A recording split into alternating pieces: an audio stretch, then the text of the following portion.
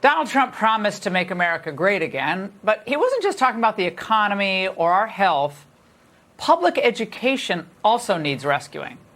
Sex and gender radicals, we know they're working overtime to sideline parents, subvert their authority, and keep them in the dark, if at all possible, about what their kids are learning. But today at the Supreme Court, a case out of the far-left Montgomery County, Maryland, should give us hope that slowly but surely we may be reclaiming the high ground in our schools. First, understand this. Montgomery County, Maryland school board members think that parents have no right, none, to object to their children being exposed to sexually inappropriate, most would say deviant materials.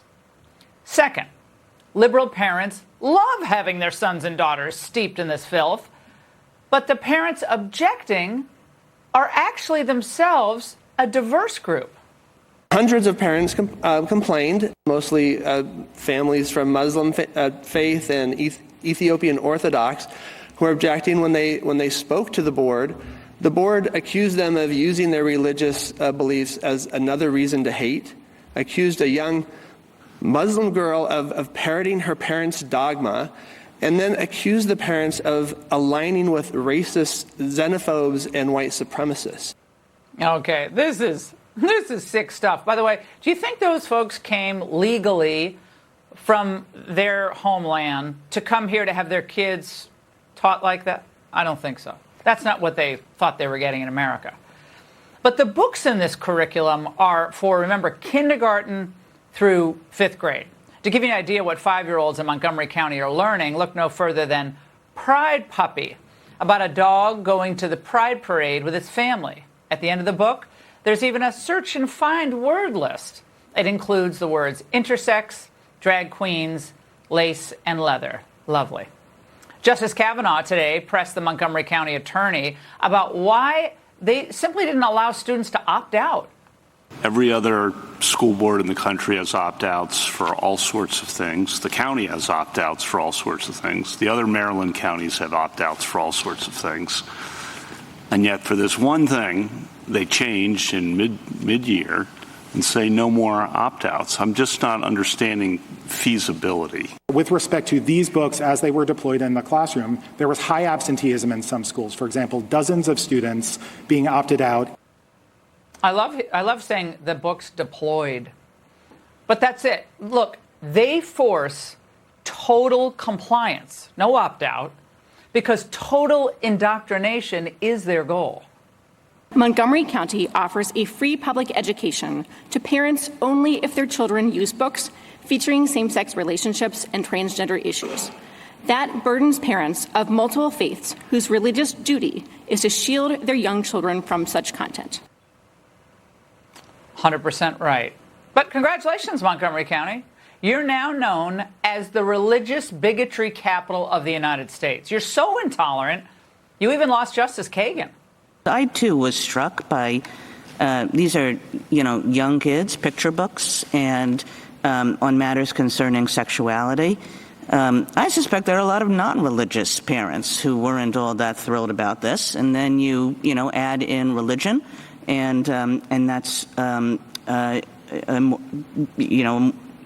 even more serious. Now, to be clear, this case isn't even close. It shouldn't be. The ruling should be 9-0 in favor of the parents. But then again, the Constitution, religious liberty, parental rights, they don't seem to matter as much to certain justices who sound like they're frustrated MSNBC pundits.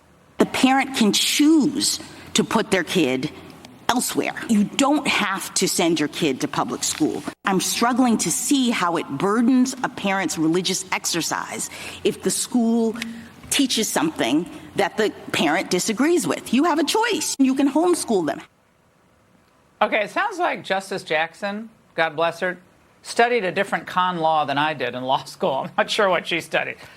It's unconscionable that a sitting Supreme Court justice would contend that it is constitutionally permissible to penalize Christian or Muslim parents for exercising their religious liberty rights.